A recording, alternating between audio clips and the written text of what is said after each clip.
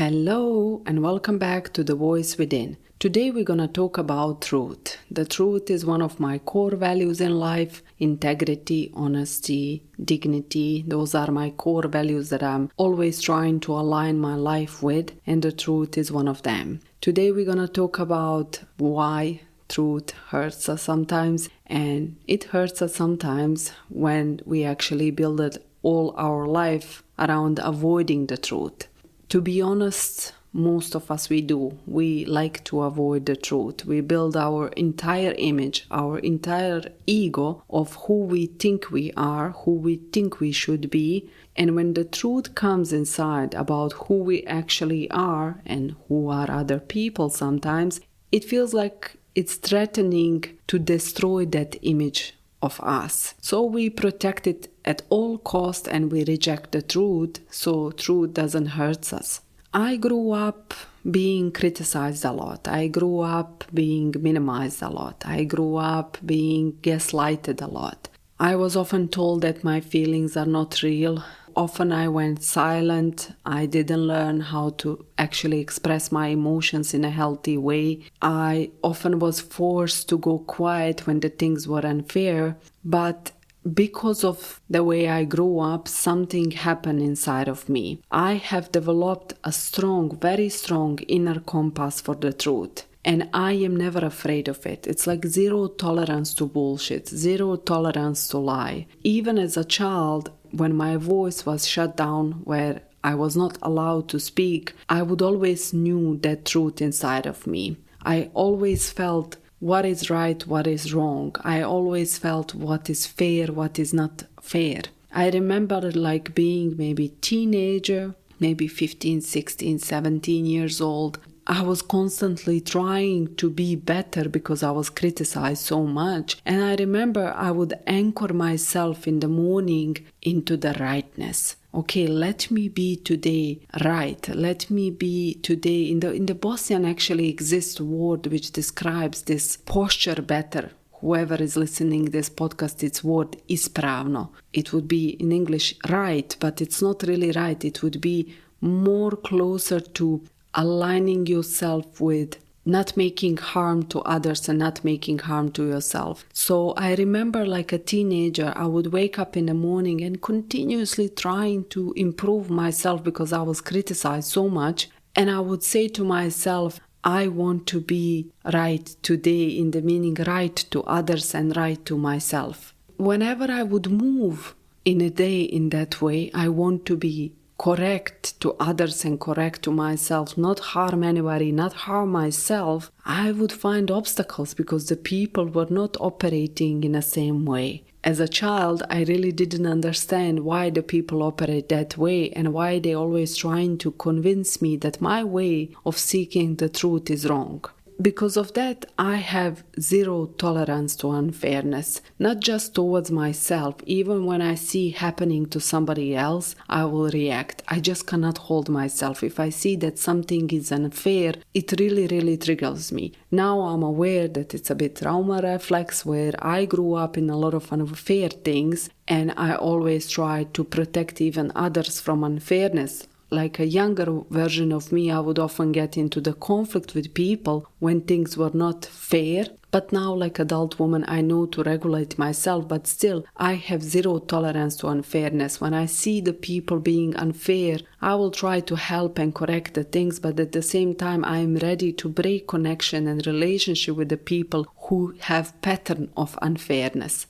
So that inner criticism inside of me, that search for truth, for fairness, became one of my greatest strengths. It always meant I couldn't lie to myself forever. I could see that polarity inside of me, the flaws, the mistakes, but also the good side. I have that ability to sit with my own discomfort for days until I dig the truth out. And when I see both, the good and bad, my side and other side, when I'm in some conflict or argument, I will not brush it off. I will not run away. I will sit with it, literally. I did this person did this, I said this person said this. Was it correct? If they said to me, would that hurt me? If they acted toward me the way I acted toward them, how would it feel?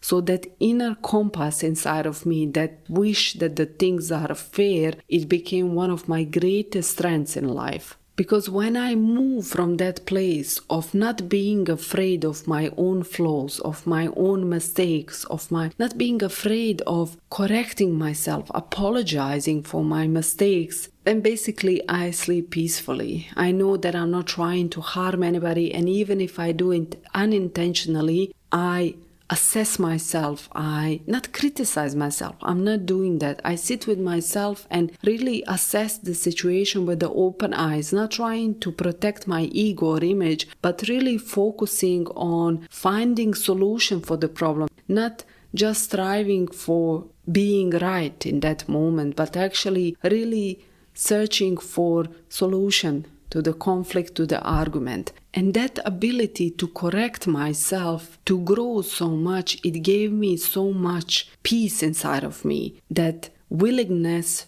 to sit with truth, to sit until I find what is true inside of me. And I was not aware that this is something special about me until I saw basically how many people are actually avoiding this. Why the truth is so hard to them? Because the truth, it destroys excuses. It removes that ability to shift the blame to another person. And our ego hates that. And often it's not just about discovering the facts about certain situation. It's about actually facing the truth that we are maybe not so perfect as we think we are. Maybe we are not so innocent as we think we are. Or maybe we are not so powerless as we think we are. This is why I often post questions online on Instagram, that question box, and I ask some questions. And I get 1-2 answers, or maybe sometimes even 0, but I get huge amount of silent views. People are watching, but they are not reacting. Why is this happening? People, they feel the truth, they know in their gut, but they are afraid to admit it publicly, to write it in that small question box. If they write it, that would mean exposing themselves. It's admitting that that question and what they feel inside of themselves related to that question is poking them. So avoiding the truth feels safer than being seen in it. This is where I realized that my strength to sit in discomfort and to reflect so deeply and owning all of the parts of myself is something that a lot of people don't have inside of them. But if we are honest, even if we look logically, we cannot grow and become more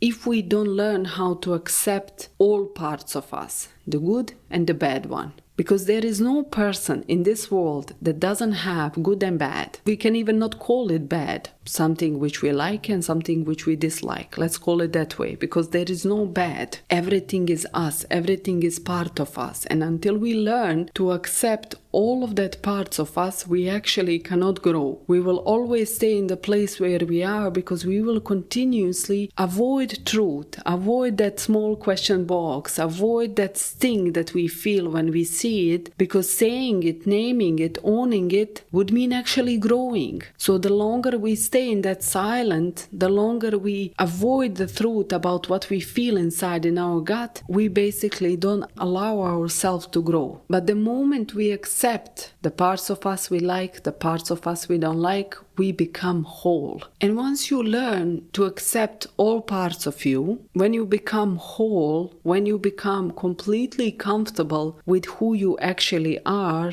the truth will not hurt you anymore. Truth hurts only when you're avoiding it. When you stop avoiding it, it doesn't hurt. When you accept it and when you integrate it, it becomes part of you. And once you stop avoiding it, the truth about who you are is basically the thing that sets you free. How do we basically become whole? How do we basically accept all of the parts of us, the one that we like and the one we don't like? How do we reach that point where we are comfortable with all parts of us? Well, basically by sitting with it, by allowing yourself to really get to know yourself, to see the things inside of you without trying to cover it, shift it, blame others, reject it, brush it off, push it under the rug like like it's nothing, and you actually sit with your own things. Because when you sit with your own things, you will actually discover that a lot of things you are doing, they are not actually yours. That a lot of things are conditioning, accepted beliefs from your environment, trauma maybe reflex, the things that are imprinted inside of you, that you are not responsible basically for having them inside of you, that you could basically change them. And once you see that, then you start understanding, okay, this is not who I am, this is not who I want to be, I want to change this part of me. And you cannot reach that level of awareness if you are continuously avoiding the truth, if you are continuously avoiding to be hurted, because it takes a lot of courage and a lot of capacity to have accountability and say to the people, I did this and this, and I'm not proud about it, but I apologize. Owning our mistakes, owning our flaws, owning the things we are doing that we are aware or not aware. I hear women often, they say, I have marriage problem, I have problem with the family, I have problem with the friends.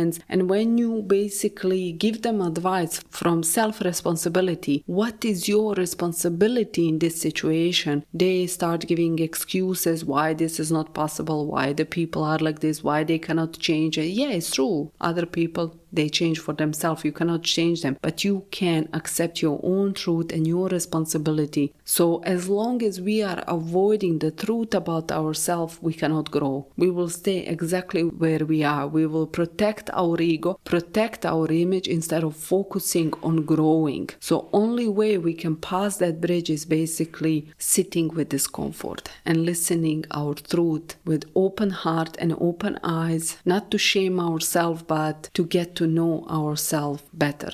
That's all for today. Until the next week, I wish you, like every week, let me wish you this week something more beautiful, juicy, shiny, lovely, more peace, more blessing, more love, more hugs, more smiles, more everything that you wish to be more in your life. I wish you that, and I double it. Like I say to my son, I kiss you to the moon and back. So I wish you all of that you wish for yourself to the moon and back. Until the next Sunday. See you. Bye.